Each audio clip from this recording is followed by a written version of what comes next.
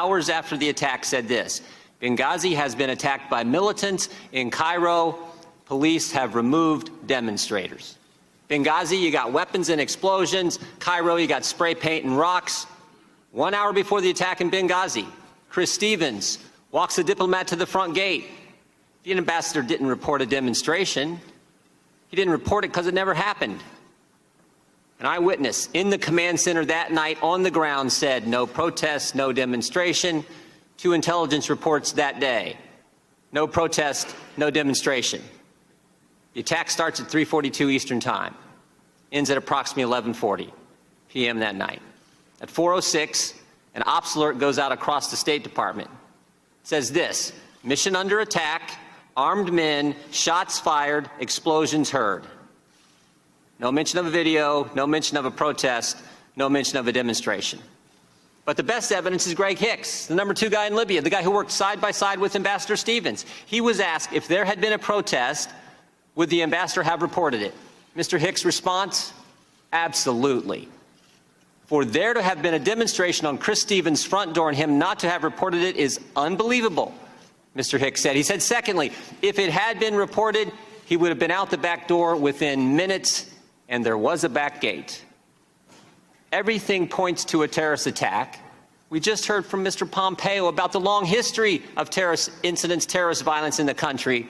And yet 5 days later, Susan Rice goes on 5 TV shows, and she says this: Benghazi was a spontaneous reaction as a consequence of a video. A statement we all know is false. But don't take my word for it. Here's what others have said. Rice was off the reservation on 5 networks. White House worried about the politics. Republicans didn't make those statements. They were made by the people who work for you in the Near Eastern Affairs Bureau, the actual experts on Libya in the State Department. So, if there's no evidence for a video-inspired protest, then where'd the false narrative start? It started with you, Madam Secretary. At 10:08, on the night of the attack, you released this statement: some have sought to justify the vicious behavior as a response to inflammatory material posted on the internet. At 10:08, with no evidence, at 10:08, before the attack is over, at 10:08, when Tyrone Woods and Glenn Doherty are still on the roof of the annex fighting for their lives, the official statement of the State Department blames a video. Why? During the day on September 11th, as you did mention, Congressman, there was a very large protest against our embassy in Cairo. Protesters breached the walls. They tore down the American flag. And it was of grave concern to us because the inflammatory video had been shown on Egyptian television, which has a broader reach than just inside Egypt. And if you look at what I said, I referred to the video that night in a very specific way. I said some have sought to justify the attack because of the video.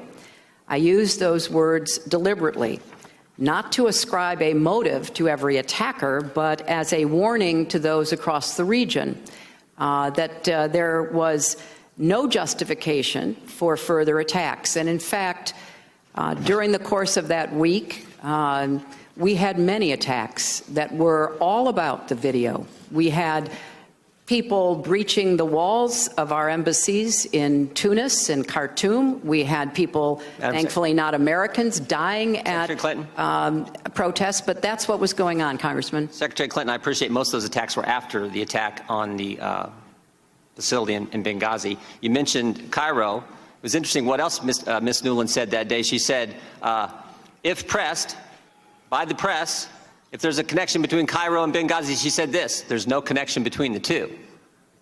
So here's what troubles me. Your experts knew the truth. Your spokesperson knew the truth. Greg Hicks knew the truth. But what troubles me more is I think you knew the truth. I want to show you a few things here. You're looking at an email you sent to your family. Here's what you said. At 11 o'clock that night, approximately 1 hour after you told the American people it was a video, you say to your family, 2 officers were killed today in Benghazi by an al-Qaeda-like group. You tell the American people one thing, you tell your family an entirely different story. Also, on the night of the attack, you had a call with the president of Libya. Here's what you said to him. Ansar al-Sharia is claiming responsibility. It's interesting, Mr. Katala, one of the guys arrested and charged, actually belonged to that group. And finally, and most significantly, the next day, within 24 hours, you had a conversation with the Egyptian Prime Minister. You told him this: we know the attack in Libya had nothing to do with the film. It was a planned attack, not a protest. Let me read that one more time. We know, not we think, not it might be, we know the attack in Libya had nothing to do with the film. It was a planned attack, not a protest. State Department experts knew the truth. You knew the truth, but that's not what the American people got. And again, the American people want to know why. Why didn't you tell the American people exactly what you told the Egyptian Prime Minister? Well, I think if you look at the statement that I made, I clearly said that it was an attack, and I also said that there were some who tried to justify it on the basis of the video, Congressman. And I think but real quick, calling it an attack is like saying the sky's blue. Of course, it was an attack. Well, we want to know the truth. The statement you sent out was a statement on Benghazi, and you say vicious behavior as a response to inflammatory material on the internet. If that's not pointing as the motive of being a video, I don't know what is. And that's certainly how the American people saw it. Well, Congressman, there was a lot of conflicting information that we were trying to make sense of. The situation was very fluid. It was fast moving. There was also a claim of responsibility by Ansar al-Sharia. And when I talked to the Egyptian Prime Minister, I said that this was a claim of responsibility by Ansar al-Sharia, by a group that was affiliated, or at least wanted to be affiliated, with al-Qaeda. Sometime after that, the next day, early the next morning after that, on the 12th or 13th, they retracted their claim of responsibility. Madam Secretary? And I think if you look at what all of us were trying to do, and we were in a position, Congressman, of trying to make sense of a lot of incoming information and watch the way the intelligence community tried to make sense of it. Madam Secretary, so all I can say is nobody... There was not conflicting information the day of the attack, because your press secretary said, if pressed, there's no connection between Cairo and Benghazi. It was clear. You're the ones who muddied it up, not the information. Well, there's no connection. Here's what I think's going on. Here's what I think's going on. Let me show you one more slide. Again, this is from Victoria Nuland, your press person. She says to Jake Sullivan and Philippe Reines, subject line reads this: Romney's statement on Libya. Email says this is what Ben was talking about. I assume Ben is the now somewhat famous Ben Rhodes, author of the Talking Points memo. This email is at 10:35, 27 minutes after your 10:08 statement. 27 minutes after you've told everyone it's a video, while Americans are still fighting because the attack's still going on, your top people are talking politics. Seems to me that night you had 3 options, Secretary. You could tell the truth, like you did with your family, like you did with the Libyan president, like you did with the Egyptian Prime Minister. Tell them it was a terrorist attack. You could say, you know what, we're not quite sure. Don't really know for sure. I don't think the evidence is there. I think it's all in the first one, but you could have done that. But you picked a third option. You picked the video narrative. You picked the one with no evidence, and you did it because Libya was supposed to be, as Mr. Roskin pointed out, this great success story for the Obama White House and the Clinton State Department. And a key campaign theme that year was GM's alive, bin Laden's dead, al-Qaeda's on the run. And now you have a terrorist attack. And it's a terrorist attack in Libya. And it's just 56 days before an election. You can live with a protest about a video. That won't hurt you. But a terrorist attack will. So you can't be square with the American people. You can tell your family it's a terrorist attack, but not the American people.